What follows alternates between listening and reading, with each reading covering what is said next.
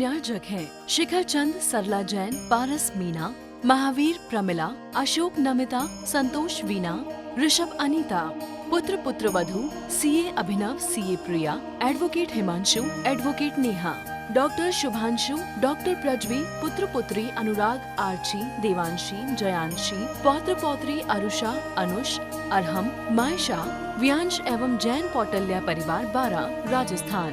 पुत्री दामाद अनुभा आदित्य, आशिमा लक्ष्य, अनीशा आयुष, अनुकृति राघव, सुकृति अनुभव, दोहिता अयांश अर्निक, बहन बहनोई शारदा अरविंद बिलाला, मंजू अशोक सोगानी, राजेश सुभाष सेठी, निर्मला अरुण पाटनी।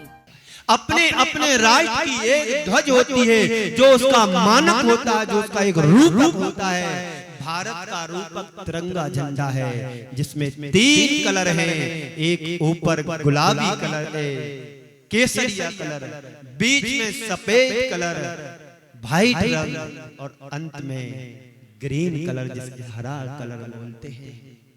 इन सब के अपने अपने अर्थ भी होते हैं और बीच में 24 तीर्थंकरों का प्रतीक जो चक्र बना हुआ है वह बड़ा महत्वपूर्ण का है। 5 रंगों में हमारे आचार्य उपाध्याय साधु सब समाहित हैं। पंच परमेष्टि का प्रतीक माना जाता है और जो आरा बना हुआ है, चक्र बना हुआ है, ये 24 तीर्थंकरों का प्रतीक माना जाता है।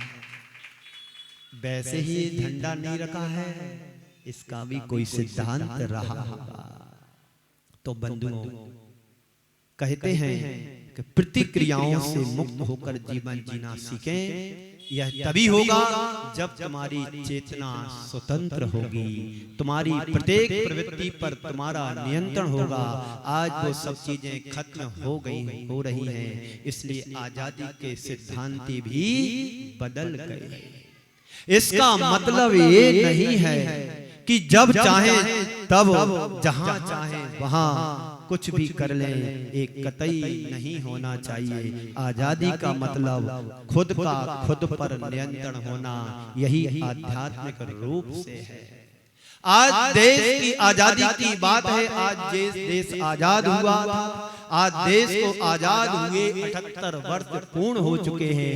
79वें वर्ष में ये देश प्रवेश कर गया है। आप दिल्ली में जाकर के देखेंगे तो वहां पर सारी सरकार के साथ में पूरा देश एक गणतंत्र स्वतंत्रता दिवस की परेड में लगा हुआ है और निरंतर नेता लोग हमारे देश की सुरक्षा में अपनी शक्ति को लगा करके चल रहे हैं। उनके लिए भी हमारे लिए बहुत कुछ सहानुभूति देने का कर्तव्य होता है। यदि देश में नेता लोग नहीं होते तो हम भी स्वतंत्र नहीं हो पाते। ये तो बाहर की स्वतंत्रता है, बाहर की व्यवस्था है, लेकिन संत कहते हैं इससे एक कदम आगे बढ़ने की हमें जरूरत है। बाहर की स्वतंत्रता है, आज है कल ना रहे, कोई पता नहीं, लेकिन आत्मा की स्वतंत्रता की बात करना सबसे महत्वपूर्ण बात है। जो जन्म जन्मांतरों से हमारी आत्मा परतंत्र रूप से विचरण कर रही है, ना जाने कितने जन्मों में इसने धोखा खाया, धक्का खाए और आज वही करते चले आ रहे हैं। अब तुम्हें मानव पर्याय मिली है, जैन कुल मिला है, अच्छी समझ मिली है, समय मिला है, शक्ति मिली है, सब कुछ अच्छा मिला है। अब इस देश के साथ साथ हमें आत्मा का स्वतंत्रता की भी प्राप्ति करना है। बंधुओं, 78 वर्षों में देश आगे भी बढ़ा है, लेकिन आजादी का जो प्रयोजन था वो बहुत दूर चला गया है। आजादी के पहले देश पराधीन था, पर हमारी चेतना स्वाधीन थी।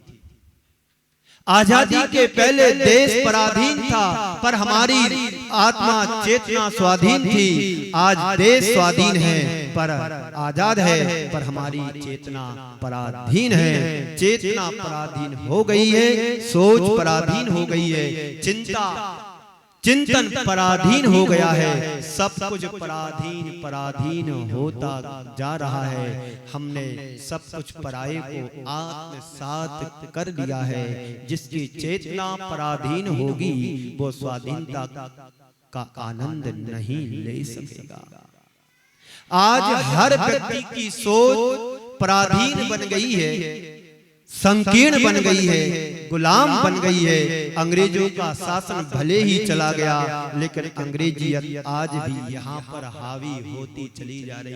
हमारे गुरुदेव ने भारत इंडिया नहीं, भारत बोलो का नारा दिया है, और मोदी सरकार ने इस बात को स्वीकार भी कर लिया। इस देश में अंग्रेजी धीरे धीरे पलायन होना चाहिए। अब वो हर जगह इंडिया ना लिख करके भारत लिखा जाने लगा। एक गुरुदेव का अथक प्रयास आज हमारे सामने आ गया।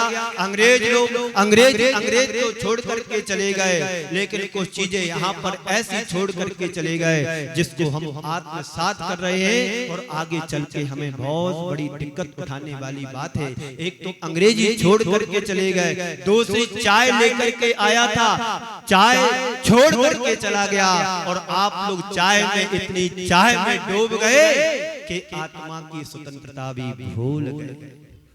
बंधुओं, गुरुदेव ने स्वरोजगार के लिए बहुत कुछ कहा, किया, करवाया, और गुरुदेव ने भारतीय शिक्षण पद्धति को ध्यान में रखते हुए, भारतीय संस्कृति को ध्यान में रखते हुए प्रतिभा स्त्री जैसे संस्थाओं को खुलवा करके, संस्थान को खुलवा करके बालिकाओं के लिए लोक शिक्षण के साथ साथ उनको संस्कार देने की भी पद्धति के साथ में संस्थाओं को खुलवाया।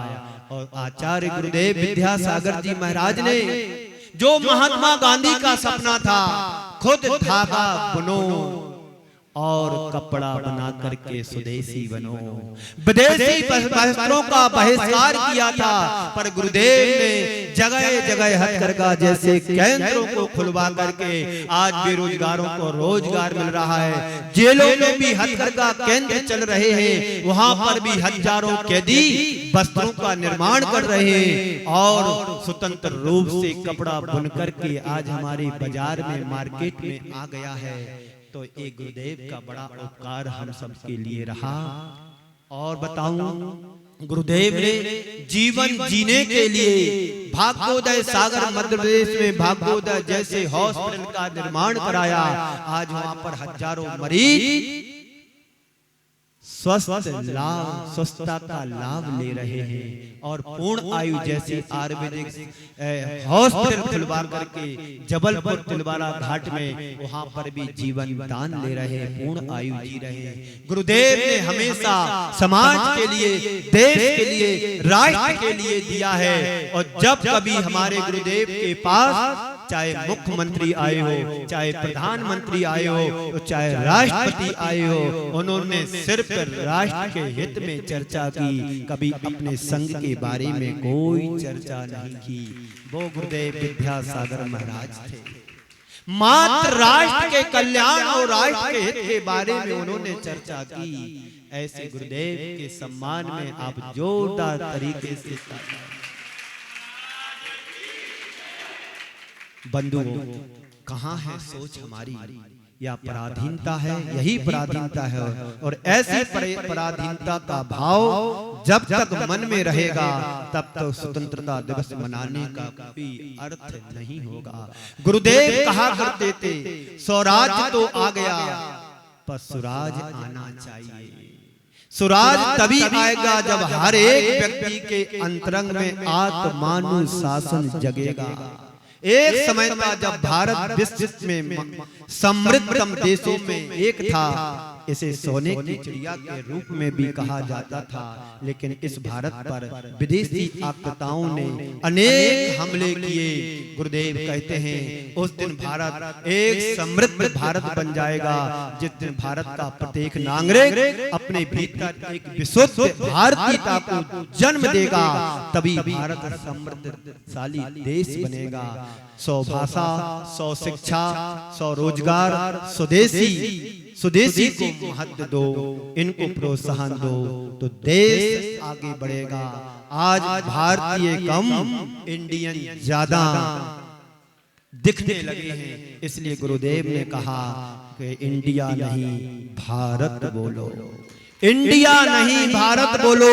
इंडिया में तुम्हें आत्मीयता नहीं झलकती है। और जब भारतीयता बोलते हैं तो गौरव बन करके आगे उभर करके आता है कि हम भारतीय हैं। इस भारत की शान को हमें आगे तक ले जाना है। हम हर देश की अपनी अपनी भाषा होती है, तो इसलिए गुरुदेव का मंतव्य था कि हमारे देश की भाषा जब हिंदी है तो सारे कार्य हिंदी में ही होना चाहिए।